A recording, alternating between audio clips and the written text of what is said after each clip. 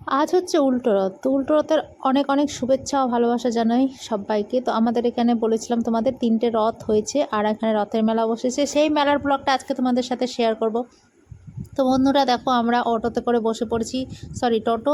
আমাদের এখানে গ্রামের দেখো টোটো অ্যাভেলেবেল পাওয়া যায়। তো যাই হোক, তোমরা সবাই কেমন আছো? আশা করছি সবাই ভালো আছো। আর আমাদের এখানে রথের মেলাটা তোমাদের সাথে শেয়ার করছি, পুরোটা স্কিপ না করে লাস্ট পর্যন্ত দেখতে থাকো।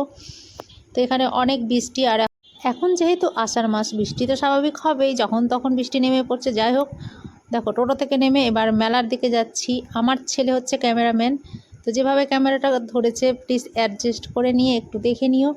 অবশ্যই লাস্ট পর্যন্ত দেখে লাইক কমেন্ট জানাবে যে কেমন লেগেছে তোমাদের ব্লগটা।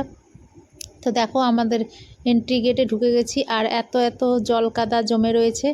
আর স্বাভাবিকভাবে গ্রামের রাস্তাঘাটে তো জলকাদা হবেই, টাউনের থেকে বেশি আর কি।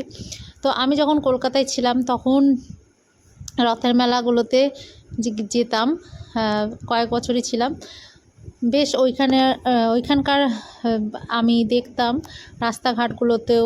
আর এমনি তো স্বাভাবিক মেলাতে তো জিলিপি পাঁপড় থাকবেই, কিন্তু রাস্তার মধ্যে অনেক জিলিপির দোকান বসতো, পাঁপড়ের দোকান বসতো। ওইখানকার ফেমাস হলো রথের মেলার জিলিপি পাঁপড়।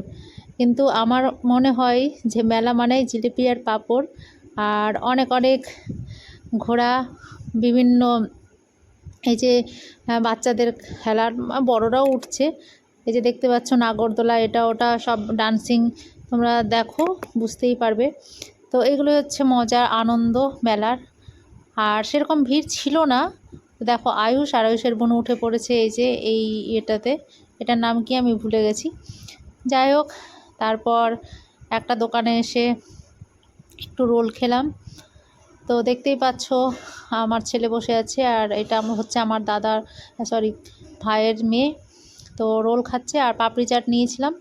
তো আমি পাপড়ি চাট খাইনি, রোলটাই আমার ভালো লেগেছিলো খেতে। তো এই হচ্ছে মেলার কিছু অংশ তোমাদের সাথে তুলে ধরলাম। আর তোমরা কে কে রথের মেলায় গেছো, আর তোমাদের দিকে মেলা বসেছে কিনা অবশ্যই কমেন্টস বক্সে জানিও। এই যে দেখো বলতে বলতে চলে এসছে পাপড়ি চাট। মোটামুটি ছিল, খুব একটা ভালো ছিল না। তারপর দেখো এদিকে জিলিপি নিয়ে বাড়ি চলে গেছিলাম, কারণ বৃষ্টিও চলে আসতো। তারপর আয়ুষ খেয়েছিল আইসক্রিম। তো চলো, সবাই ভালো থেকো, আর অবশ্যই ভগবানের কৃপায় তোমাদের জীবন সুন্দর হয়ে উঠুক এই কামনা রাখি। Bye bye.